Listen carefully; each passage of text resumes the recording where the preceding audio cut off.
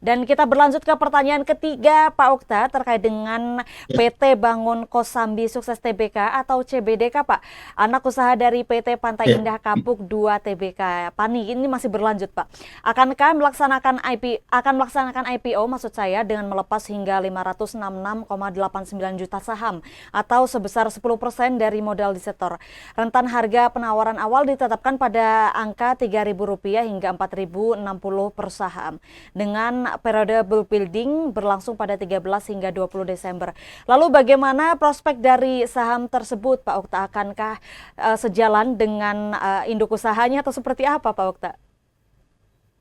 Ya, jadi memang yang cukup menarik kalau kita lihat dari emiten CBD PIK 2 ini ya, yang cukup menarik adalah kalau kita lihat perincian seluruh dana IPO yang memang akan didapatkan, ini memang akan disetorkan untuk pembentukan ekuitas dan tujuannya memang adalah tambahan dana untuk membiayai proyek MICE ya, yang memang digadang-gadang ini memang menjadi area sentral yang cukup ya di Jakarta Utara gitu ya. Jadi memang akan cukup menarik. Tetapi memang kalau kita lihat atau kita comparison dengan beberapa pemain emiten lainnya, gambarannya untuk laba bersihnya CBD ya, PIK 2 ini memang di semester satu sekitar 411 miliar gitu ya dengan pendapatan hampir 1 triliun rupiah. Dan memang ini masih lebih kecil gitu ya dibandingkan dengan kompetitornya. Tetapi memang kami melihat kalau kita melihat lagi induknya yaitu adalah Pani yang memang pada saat itu digadang-gadang juga masih harganya mungkin kalau sobat investor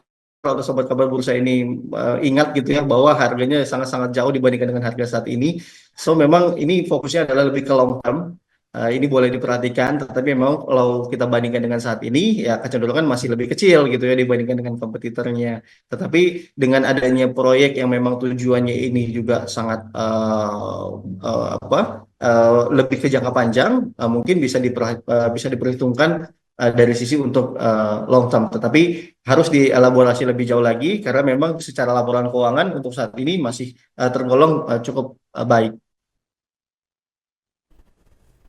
Oke, menarik sih ya Pak, karena menurut Pak Okta seluruh dana IPO-nya nanti bakal di-store untuk bentuk apa namanya ekuitas. Dan untuk sahabat finansial di rumah, yang penasaran gitu ya kira-kira apakah menarik segala macam, menurut Pak Okta harus fokus untuk long term dulu gitu karena ada dielaborasi lebih jauh lagi kira-kira bagaimana saham ke depannya gitu.